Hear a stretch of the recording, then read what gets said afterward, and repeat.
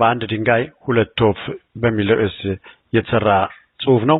ይህ ጽሑፍ ሚሊኒየም አዳራሽ በሚባለው ስፍራ ለኦሮሞ ተፈናቃዮች ለመድረስ የኦሮሞ የሙዚቀኞች ማህበር ያዘጋጀውን ኮንሰርት አስመልክቶ የተፈጠረውን ሁኔታ ላይ ያተኮረ ነው። ድምጻዊ AcaaluuHundeessaa መድረኩ ላይ ገባ። መድረኩን ለመቆጣጠር ጊዜ አልወሰደበትም ነበርና የህዝብን ስሜትና ህመም እየኮረከረ የታፈነ ብሶቱን በአዳራሹና በቀጥታ ይተላለፍ በነበረው የቴሌቪዥን መስኮት ላይ በአደባባይ ዘርግፎታል። ጠንከር ያሉ ሁኔታዎችንም በዘፈኑ ላይ የገለጸበት ሁኔታ ነው ያለው። ይህን አስመልክቶ ባልደረባዬ እስከ ዳር ድረስ እንደሚከተለው ያለውን ሁኔታ ታቀርበዋለች።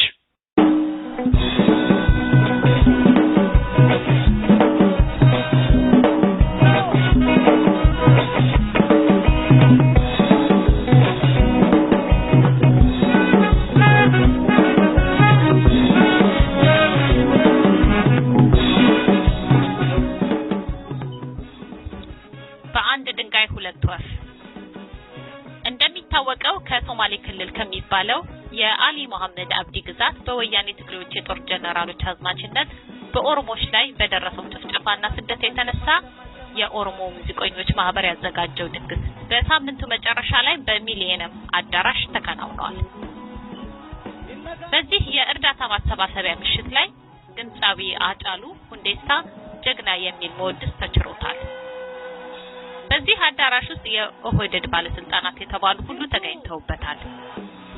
የኦሮሚያ ክልል የሚባለው ፕሬዝዳንት አቶ ለማ መገርሳና አባዱላ ገመዳን የመሳሰሉ ባለስልጣናትን የሚሊኒየም አዳራሽ ታዳሚዎች በመሆን ቅዳሜ ምሽት የተፈናቀሉ ወገኖችን ለመርዳት የኦሮሞ ሙዚቀኞች ማህበር ባዘጋጀው ወገን ለወገን ኮንሰርት ላይ ተገኝተው ነበር። የኦሮሞ ሙዚቀኞች ማህበር አባል የሆነው ድምጻዊ AcaaluuHundeessaa በመድረኩ ላይ ገባ። መድረኩን ለመቆጣጠር ጊዜ አልወሰደበትም ነበር። የህዝቡን ስሜትና ህመም እየኮረኮረ የታፈነ ብሶቱን በአዳራሹና በቀጥታ ይተላለፍ በነበረው የቴሌቪዥን መስኮት በአደባባይ ዘረገፈው። ጠንከር ባሉ ቃላት በቀረርቶ ዘዴ የተቃኘው ስንኝ ከውብ ድምጹና ቀስቃሽ ዜማ ጋር ታጅቦ ሲቀርብ ልዩ ስሜትን በአዳራሹም ሆነ በቴሌቪዥን በቀረበበት ወቅት ፈጥሮ ነበር። ይህ ዜማ በቀጥታ ስርጭት ሲተላለፍ በአዳራሹ የነበረው ድባብ እጅግ ይደንቃል። AcaaluuHundeessaa በቀረርቶ ይጠይቃል። ታዳሚው ስሜቱን በጩኸት ይገልጻል።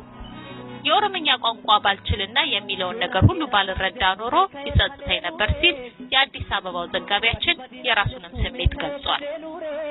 የሙዚቃ ድግሱን ከታደሙት በ10,000 ከሚቆጠሩ ሰዎች መካከል የኦሮሚያው ክልል ፕሬዝዳንት አቦ ለማ መገርሳን ጨምሮ አባዱላ ገመዳ፣ የኦሮሚያ ባለስልጣናት፣ ጥሪ የተደረገላቸው አባገዳዎች፣ የአገር ሽማግሌዎች በተገኙበት የተከናወነው ይህ ዝግጅት በቋንቋው ተናጋሪ የቀጥታ ስርጭቱ ተመልካቾችም ሆነ ታዳሚዎች ዘንድ አድናቆት ሲዘንብለት መዋሉን አድምጠናል። ዘጋቢያችን ከአንዲት ኦሮምኛ ቋንቋ ተናጋሪ ሰማሁት እንዳለው ኮንሰርቱ ከእርዳታው ባሻገር የኦሮሞ ማህበረሰብ በህወሓት አገዛዝ ላይ በአርቲስቶቹ አማካኝነት እስከዛሬ ያልሰማው የነበረው የበቃኸኝ መራር ድምጽ አክርሮ የወረወረውና ዘርፈ ብዙ ግብ መከናወኑን በሙሉ ልብ የተናገሩት በግምት 55 ዓመት የሚሆናቸው እናት ሐሳቡን ሲያጠናክሩ ወጂኛኔ ጀነኛ ተምኔ ትርጉሙም አብረን እንበላ ባልን ተባላት ሲሉ ተናገሩ። AcaaluuHundeessaa እያደነቁ ካለ በኋላ ዘጋቢያችን ሌላው አሉ በርቀት የማያውቃቸው እናት በዝግጅቱ መጠናቀቅ ሲገለጥ የነበረው የመድረክ ሰው አካዮ ጀላ ራስ ባፎ ጀራጀራ አካሞርጋ አርመቲ ኢንኬኔኒ ነጋላ ኢንጋላ ትርጉሙም ድንጋይ ሲነካ እባብ አለ፣ ቀኝ እጃችንን አሳልፈን አንሰጥም፣ በሰላም እንደወጣን በሰላም እንገባለን በማለት ዝግጅቱን ግቡን በአንድ አመት በላይ ውጤት በማስመዝገብ መጠናቀቁን በጉሩም ስሜት ውስጥ ሆነው አጫውተውኛል በማለት ዘጋቢያችን አድርሶናል። ይህ ወጣት ድምጻዊ መድረኩን ተቆጣጥሮ ይዞ እንዲህ ይልም ነበር ሲል ዘጋቢያችን የራሱን ትርጉም በእንዲህ አስቀምጦታል። የቶሌ ቢያኮቲ ኩዱምቱና ዶኮቲ ኑዱምቱና ዶኮቲ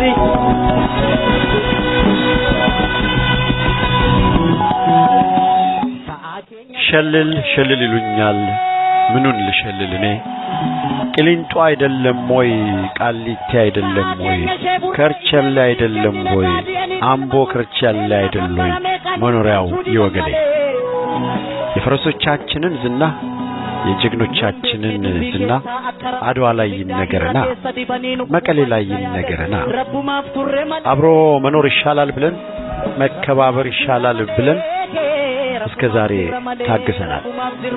ከእንግዲህ ግን ይበቃናል።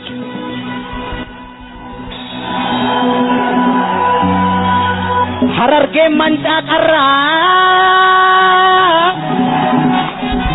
ሐረርጌ መንጫ ቀራን ቱለምኒ ፈርደለ እንጂ ተሮሮ እንዳጋደባ ይላል ሀጫሉ ብሏል ዘጋቢያችን። ከእስር ቤቱ ሁሉ ኦሮምኛ ይናገራል ሲሉ እነስዬ አብርሃ እንኳን የመሰከሩለት ጉዳይ በመሆኑ ይመስላል ሀጫሉ በመሃል እንዳዝማች አይደለም እንዴ ዋሸሁ እንዴ ነንሶቤ በማለት እየጠየቀ የዓለምዬ ጌታቸውን ስንኝ የሚያክልበት በቃሊቲ በቂሊንጦ በከርቸሌ እየማቀቁ ያሉ የህሊና እስረኞች ጉዳይ ከራሱ ደህንነት በላይ ላስጨነቀው ድምጻዊ ሀጫሉ ይህችን አጋጣሚ መጠቀም ነበረበት። ይህ የጥበብ ሰው ሀጫሉ ሁንዴሳ ከርቸሌን በወሬ ሳይሆን በተግባር ያውቃታል። በተለይ የአምቦዋን ከርቸሌ ጠንቅቆ ያውቃታል። የአድዋና የመቀሌ ሲል የገለጻቸው ባለጊዜ ጥጋበኞች አምቦ ላይ አስረውት ለ2 ዓመት አሰቃይተውታል። ለእስርና ለዱላ ያበቃው ወንጀሉ ደግሞ መብቱን መጠየቁ ነበር። በህዳር ወር መጨረሻ ላይ በጊዮን ሆቴል ያዘጋጀው ኮንሰርትም 2 ሚሊዮን ብር ከተቀበለ በኋላ በእነዚሁ በአድዋና የመቀሌ ወያኔ ካድሬዎች ተሰርዞበት ነበር። ተከባብረን አብረን እንኑር ያሉ የኦሮሞ መሪዎች እነ ፕሬዝዳንት መራራ ጉዲና እነ አቶ በቀለ ገርባ በአድዋ ልጆች የግፍትር እየተመቱ ነው። አዛውንቱ መራራ ጉዲና እስር ቤት ሲቀርቡ በካቴና የኋሊት የፍጥኝ እየታሰሩ ነው። ፍርድ ቤቱ የዋስ መብት ሰጥቷቸው ይለቀቁ የተባሉት አቶ በቀለ ገርባ ጉዳይ በአድዋዎቹ ባለስልጣናት ተገልብጦ እዚያው እስር ቤት እንዲቆዩ ሲደረግ ህዝብ እያስተዋለ ነው። በህዝብ በኩል የቀረበውን መከባበር አድዋዎች እንደ ፍርሃት ከወሰዱት መከባበሩ ከአሁን በኋላ ያበቃል የሚል መልእክት ነው ሀጫሉ ያስተላለፈው። አድዋም ሆነ መቀሌ የሚደርስ ጀግንነትም አለን ሲል የህዝቡን አቅም አመላክቶበታል። ከርቸሌን ቅሊንጦንና ቃሊቲን እያነሳ ዘር ሳይለይ ሁሉንም የህሊና እስረኞች አስታውሶበታል ሀጫሉ ሁንዴሳ። ይህ የሀጫሉ ስራ አትሌት ሌሊሳ ፈይሳ በኦሊምፒክ መድረክ ከፈጸመው ጀብዱ አይተናነስም። እርግጥ ነው አትሌት ሌሊሳ ዓለም አቀፍ ትኩረትን ስቦ ነበር። የዓለም አይኖች ሁሉ ኢትዮጵያ ውስጥ በትግሬዎች እየደረሰ ያለውን ግፍና በደል ግድያና አፈና ለተወሰነ ጊዜ ቢሆን ትኩረት እንዲያገኝ ያደረገ ክስተት ነው። ሆኖም በኦሊምፒክ ታሪክ ሆነ ስለ ስፖርት ተቃውሞ ሲነሳ አትሌት ፈይሳ ሌሊሳ ታሪኩን በወርቅ ቀለም አጽፏል። ሌሊሳ ይህን ሲያደርግ በህይወቱ ሙሉ ሲለፋበት የቆየው ስፖርት ሊጎዳበት እንደሚችል ያውቅ ነበር። የሚቀርበት የግል ጥቅሙና ዝናው ብቻ ይሆናል። ይህ ደግሞ ከአገሬ ከህዝቤ ህይወት አይበልጥም በማለት ብራዚል ላይ አስፈላጊውን ሁሉ አድርጓል። ሀጫሉ ሁንዴሳ ግን መልእክቱን ያስተላለፈው በአምባገነን ገዳዮች ጉያ ውስጥ ሆኖ ሊመጣበት የሚችለውን ነገር ሁሉ ተጋፍጦ ራሱን ለመስዋዕትነት ያዘጋጀ ሆኖ በመገኘቱ ጀግና በሚል ሲወደስ ይኖራል። በዚህ ኮንሰርት ላይ በሚሊዮን የሚቆጠር ገንዘብ መሰብሰቡ ተገልጿል።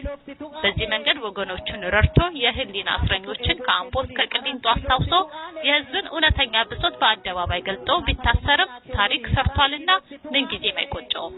ድፍረቱና ለወገን መቆሙ ሲወሳ ይኖርለታል። ጀግናን ጀግና የሚያሰኘው ሰው በጠፋለት ሰው ሆኖ ለወገንና ለህዝብና ለህሊና የሚቆም ሰው ነው። ሀጫሉ ሁንዴሳ ዛሬ ይህን ሆኖ ተገኝቷል። ለወገኖቹ እርዳታ ጊዜውን ሰጥቷል፣ ላቡን አፍሷል። ለብሶታቸው ለህመማቸው ብርታት ሆኗል። ለዚህም በአንድ ድንጋይ 2 ወፍ መጥቷል። የጊዜ ጉዳይ እንጂ አምባገነኑ ስርዓት ይወገዳል ያሉ አስተያየት ሰጪዎች የወያኔ ትግሬዎች አይገባቸውም እንጂ በዚህ ኮንሰርት ሊረዱት የሚገባው ጉዳይ ቢኖር ህዝብ የተፋቸው መሆኑን ነው። የአውሮፓ ህብረት ብር የአሜሪካ መንግስት ዲፕሎማሲ ከህዝብ ማዕበል አያድናቸው። የምዕራባውያኑ አገልጋይ የነበረው ሞቡቱ ህዝብ አሽቀንጥሮ ሲጥለው ለ30 ዓመታት ያገለገላቸው አሜሪካኖችና ፈረንሳዮች ሊያስጥሉት አልቻሉም። ወዲያው ከአሸናፊው ህዝብ ጋር ነው የተሞዳሞዱ። ሌላው አገልጋያቸው የግብጽ ሙባረክ የመጨረሻዋ ሰዓት ድረስ አሜሪካኖች ከጎኑ ቆመውለት ነበር። የግብጽን ህዝብ አያስጠነቅቁም፣ መግለጫ ሲያወጡለትም ነበር።